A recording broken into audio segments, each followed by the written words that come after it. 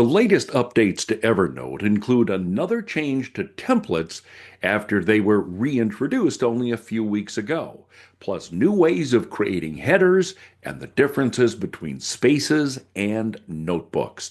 Hi, I'm Dave Edwards, a certified Evernote expert. I sit in on calls with the Evernote team so I can share your feedback and then report back to you on the latest changes. Subscribe by hitting the button below and you won't miss any of my videos. Okay, let's take a look at the latest changes.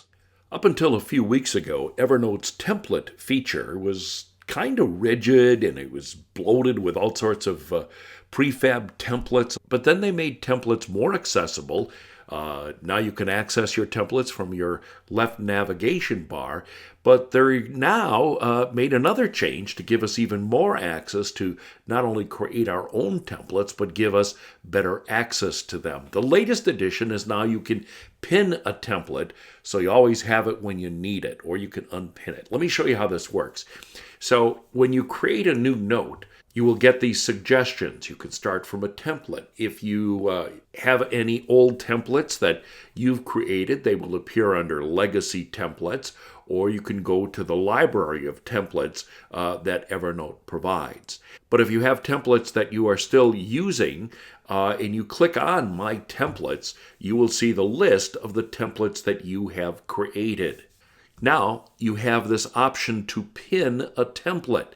When you pin a template, it will automatically show up when you're creating a note. In other words, this template rather, becomes a priority item for you when you create your note. So if you have a template that you use quite frequently, let's say a project template, well, you can click on it and it will become a priority template for you. Now, when you click on a new note, in this suggestion box becomes your project template. Now, by clicking on it, it automatically loads into the new note. And while we are here in a new note, there's another addition that Evernote has made. Let's say you want this to stand out. You can highlight it, and of course you can always come over here and you can create a header out of it. Pretty easy to do, but there's still one more option you have at your disposal. Now when you type the / command, the header options reside with all of the other / commands. And then there's been confusion between the use of spaces in notebooks, and spaces became available to everyone, not just those who have Teams accounts, which is how it originally started. Spaces is a place where you can collaborate, but notebooks can be shared as well. So to clear up all the confusion, Evernote released an explainer, and I'll put the link to this in the notes. But now when you come to this, it fully explains the difference between spaces, stacks, and notebooks. I think one of the most helpful charts is right here at the very top, because it tells you what you can do with each of these features. And then it goes through each one step by step. It tells you that notebooks are one of the core building blocks, and what stacks are all about, and what spaces are all about, and where your information is stored, and even offers some scenarios on how you can use notebooks versus stacks.